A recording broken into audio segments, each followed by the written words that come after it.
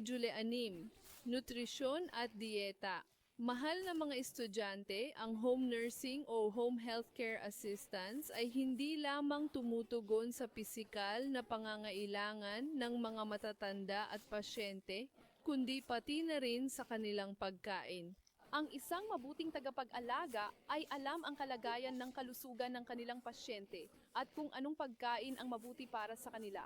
At dahil limitado ang kanilang pisikal na galaw, maaaring hindi gumana ng maayos ang kanilang sistema ng pagtunaw, kaya't dapat bigyan sila ng tamang dieta. Dapat silang bigyan ng balanseng dieta upang makakuha ng enerhiya at upang madali ring matunaw ang kanilang pagkain.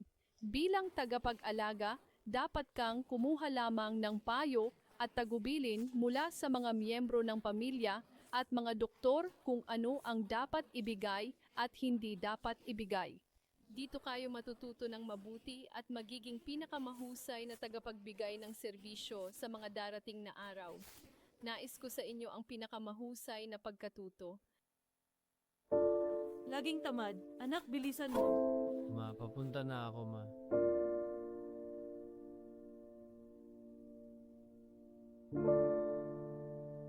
Kumain ka na ng almusal. Makinig ka.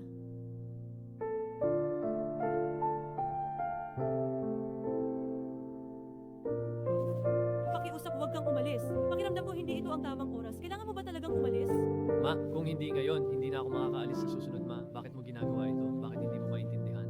Hindi magbabago ang desisyon ko. Kailan mo ba ako pinakinggan? Ma, tigilan mo na ang paniniwala sa magandang oras, astrology at lahat ng iyan, ma. Magtiwala ka lang sa akin, okay? Pakiusap, makinig ka sa akin, anak ko. Hoy, hindi mo ba ako pakikinggan? Pwede ka namang umalis sa ibang pagkakataon, di ba? Ma, tigilan mo na ang pagsasabi ng ganito. Aalis na ako, paalam.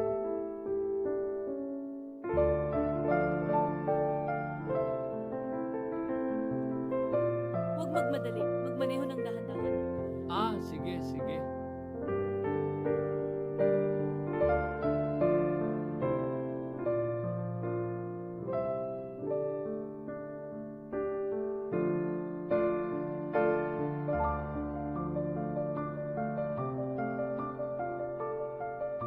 Alam ko na mangyayari ito sa'yo. Nakinig ka ba sa akin? Kaya dapat makinig ka sa mga nakatatanda.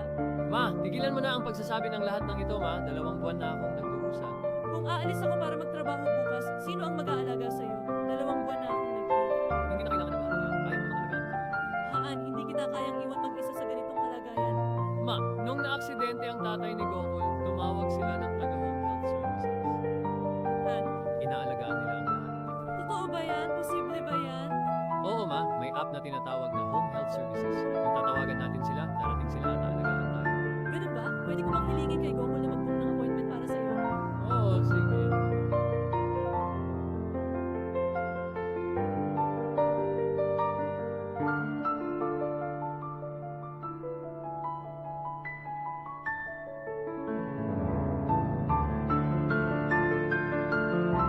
Han, sandali lang.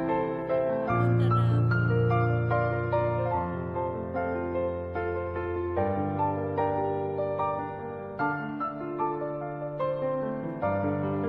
Hello sir, kumusta na ang pakiramdam mo ngayon? Naghihintay lang ako sa'yo. Ito ang ulat.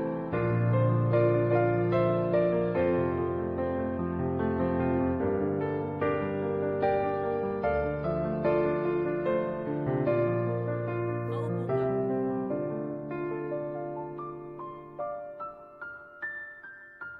Dapat gawin ang dressing lingguhan. Dahil ang pasyente ay nasa bed rest, kailangan natin silang pakainin ng naaayon at tulungan sa pag-aalis. Kaya ngayon, titingnan natin ang dieta na dapat sundin. Kung kakain tayo ng pagkain na may tamang nutrisyon, madali lang masusolusyunan ang problema. Kaya't kami, ang Home Health Services, ay nagdala sa inyo ng kinakailangang dieta. Kung susundin natin ito ng tama, mapapanatili ang kalusugan. Okay, may dapat bang alalahanin? Sa pamamagitan ng aming mga serbisyo, makakakuha ka ng sapat na antibiotics na tumutulong labanan ang anumang sakit, immunity para maging mas malakas, at gagaling ang lahat ng sugat sa mas mabilis na panahon. Bukod pa rito, walang sakit na magiging seryoso tulad ng diabetes, at maiiwasan nito ang lahat ng sakit na may kinalaman sa puso. iyan ang mga benepisyo mula rito. Paano natin mapapahusay ang pag-inom ng nutrisyon na ito? Maaari tayong magbigay ng anumang pagkain ayon sa kanilang kasaysayan ng medikal, ngunit iba-iba ito sa bawat individual.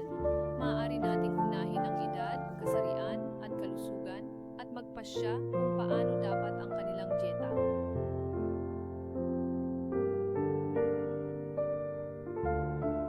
Ang timbang ng katawan at iba pang kondisyon ay isang alalahanin din, kaya dapat din nating tandaan iyon. Ang Home Health Service ay magbibigay sa kanila ng chart ng plano sa dieta, kasama ang oras at dami ayon sa kanilang pagkain, upang ang tagapag-alaga mismo ay masusunod ito ayon sa chart na ibinibigay namin. Lahat ng kaugnay sa dieta ay dapat malaman ng isang miyembro ng pamilya. Sa ganitong paraan lamang kayo makakapag-alaga ng pasyente. Kung kinakailangan, maaari tayong magdala ng mga pagbabago ayon sa paggaling, at kung mayroon kang anumang pagdududa tungkol dito o doon, maaari mo kaming tawagan anumang oras na gusto mo upang makakuha ng tamang nutrisyon at labanan ang anumang sakit. Kailangan natin ang 7 pangunahing nutrients sa pagkain na ating kinakain. At pagkatapos ay maaari kang humiling ng paliwanag mula sa dietitian anumang oras. Sasabihin nila kung gaano karami at ano ang dapat kainin sa mga tuntunin ng pagkain. Nabanggit mo ang balansing malusog na dieta. Maaari mo bang ipaliwanag ito? Oo, kaya't upang makakuha ng tamang nutrisyon at labanan ng anumang sakit, kailangan natin ang 7 pangunahing nutrients sa pagkain na ating kinakain. Carbohydrates, protina, taba, vitamina, mineral, fiber, at tubig. Halimbawa, carbohydrates. Araw-araw dapat tayong kumain ng 50 hanggang 60% nito, at nakadepende ito sa uri ng carb na kinakain mo. Iminumungkahi ko ang ilan sa mga pagkaing dapat kainin. Buong butil tulad ng oats, trigo, horse gram, legumes, millets tulad ng bajra at barley. Lahat ng ito ay carbohydrates. Ang susunod ay protina. Ang protina ay makakatulong sa pagbuo ng mga kalamnan at magbibigay sa iyo ng lakas. Kailangan mong magdagdag ng 18 hanggang 20% ng protina. Kung titignan natin ang mga pagkaing naglalaman ng protina, beans, soybeans, country chicken, turkey, seafood fish, prawn, lobster, crab, itlog, mani at buto, yogurt, ATBP. Tamo ito ang mga pangunahing protina. At ang taba ay mas mahalaga dito. Ang taba ay nagbibigay sa iyo ng kolesterol. Dapat itong kainin sa katamtaman, o kung hindi ay may panganib tayong magkaroon ng labis na kolesterol. Ang sumusunod na pagkain ay naglalaman ng taba. Avocados, mani, buto, extra virgin olive oil, fatty fish, salmon, sardines, mackerel, herring. Ang mga ito ay naglalaman ng taba. Ang susunod ay bitamina. Sa kabuuan, mayroong 13 bitamina na napakahalaga para sa ating kalusugan, pangunahin ang bitamina A, B, C, D at E. Ang mga pangunahing pagkain na naglalaman ng mga ito ay prutas, gulay, mga pagkaing manok, buto at mani. Ito ang mga mahahalagang sangkap.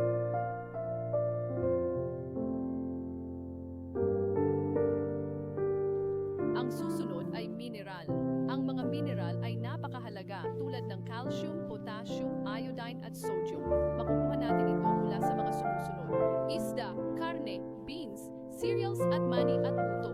Ito ang mga mineral. At ang susunod ay fibers. Ang fibers ay makakatulong sa pagtunaw ng ating pagkain at makakatulong ito sa pag-regulate ng kolesterol at antas ng asukal sa katawan. Ang fibers ay matatagpuan sa mga sumusunod: oats, dahlia, quinoa, at brown rice, beans, buong butil, mani, at buto. At araw-araw dapat uminom ng 8 baso ng tubig ng sapilitan.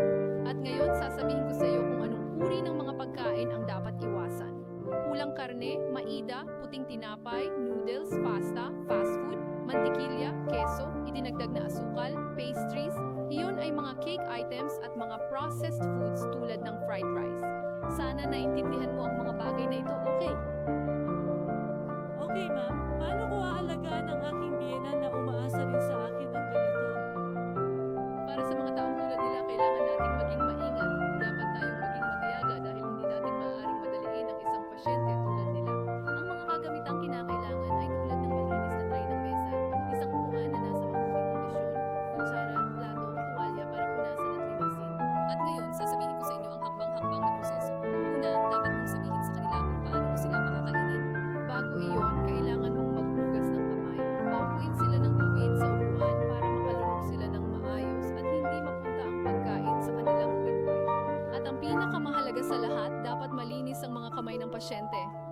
cloth ay dapat gawa sa linen. Sa ganitong paraan, magiging madali para sa kanila ang paggamit nito. Kapag pinapakain mo sila, umaayon sa kanilang kapitbahay para makakain sila ng maayos. Kailangan nating mag-focus ng 100% sa kanila habang pinapakain sila. Kung sila ay bulag, kailangan mong sabihin kung ano ang pagkain na ibibigay mo sa kanila at itanong din kung anong pagkain ang gusto nilang kainin. Itanong sa kanila kung gusto nila ng kutsara o tinidor o kung gusto nilang kumain gamit ang kanilang mga kamay. Para sa mga hindi nakakakita, kailangan nilang malaman kung ano ang laman ng kanilang kutsara o pagkain at magbigay ng instruksyon kung paano kumain at kailan bubuksan ang kanilang bibig. Kahit hindi sila gutom, bigyan sila ng makakain nila. Bigyan sila ng tubig madalas para maging maayos ang kanilang pagdumi. Pagkatapos kumain, kailangan mong bigyan sila ng matamis kung pinapayagan ng kanilang doktor. Pagkatapos ng kumpletong pagkain, bigyan ng tubig at pagkatapos ay punasan at linisin ang kanilang bibig. Pagkatapos linisin ang taong kumain, dapat mo ring linisin ang iyong sarili. Tandaan na pagkatapos kumain, ang plato ay dapat malinis ng maayos. Ano ang dapat kong gawin kung nahihirapan silang kumain o ngumunguya? O may ilan na nakakaranas ng mga issue. Kung makita mong ginagawa nila ang sasabihin ko, kailangan mo silang dalhin sa therapist. Pag-ubo, pag-choke, at pagkatapos ay basang gurgly na boses, matagal na pagkain o pagkatulog at nahihirapan sa pagnguya at paglunok, pakiramdam na ang pagkain ay natigil sa kanilang bibig, paghawak ng pagkain sa kanilang pisngi. Ito ba'y maaaring sintomas ng pneumonia, kaya kailangan mong alagaan sila. Dalhin sila agad sa therapist bago may mangyaring masama. Kung mayroon silang mga problemang ito, kakailanganin nila ng rice tube para makakain. Sa pamamagitan nito, ang pagkain ay papasok sa katawan ng walang problema. Ito ay gawa sa disposable polyvinyl chloride. Maaaring gamitin ito para sa mga premature na sanggol, mga pasyenteng may nerve damage, mga pasyenteng kulang sa nutrisyon, at mga pasyenteng nahihirapan sa paglunok ng pagkain. Kung ito ay iyong makikita, dapat itong sanayin ng maayos at ang mga marunong lamang humawak ng tubo ang dapat bigyan ng responsibilidad. Ang pasensya ay talagang mahalaga at ang paglilinis nito pagkatapos ng proseso ay napakahalaga. May isa pang uri, iyon ay nasogastric tube feeding. Ito rin ay nakakatulong para dito kakailanganin mo ng gabay ng doktor o nurse. Sana malinaw ito sa'yo. May mga katanungan ka ba? Maraming salamat, ma'am. Napaliwanag mo ito ng malinaw. Nagkaroon na ako ng pananaw tungkol dito ngayon. Ito ay pangunahing bagay sa home health services na sinasabi namin sa pamilya ng mga pasyente. Ngayon, ang mga bagay na sinabi ko sa iyo, maaari mo itong sundin pagkatapos ng ilang panahon. Ito ay sapat na upang matulungan ang iyong anak na gumaling ng mas mabilis. Ngayon, dahil ang pasyente ay hindi makaupo o makatayo, kailangan nating tulungan sila sa tamang pagtatapo ng kanilang dumi at ito ay tinatawag na elimination. Hoy, nag-enjoy ka ba sa module na ito? Ang isang mabuting estudyante ay paulit-ulit na manunood, mag-aaral, magtala at mag-practice ng kanilang natutunan. May kasabihan sa China na nagsasabing, kapag narinig ko, maaaring makalimutan ko. Kapag nakita ko, naaalala ko. Ngunit kapag ginawa ko, naiintindihan ko. Ang propesyon ng pag-aalaga ay hindi isang bagay na natutunan sa isang araw. Habang mas masigasig kang mag-practice, mas magiging mahusay kang profesional at mas mamahalin mo ang trabahong ito. Pagkatapos mong manood ng ilang beses, kumuha ng pagsusulit. Ikaw ay tatanungin para makasagot. Ang mga pagsusulit na ito ay para matiyak na natutunan mo ito ng maayos. Tulad ng alam mo, upang makausad sa susunod na mga module at makumpleto ang 12 module at higit pa at makuha ang sertipiko, kailangan mong ipasa ang mga pagsusulit na ito at maging matagumpay na home healthcare aide. Kami bilang SVP Vishwa Vidyapath, nais naming maging matagumpay ka sa iyong propesyon. Salamat sa ganap na pag-aaral ng module na ito. Nais namin sa iyo ang pinakamahusay.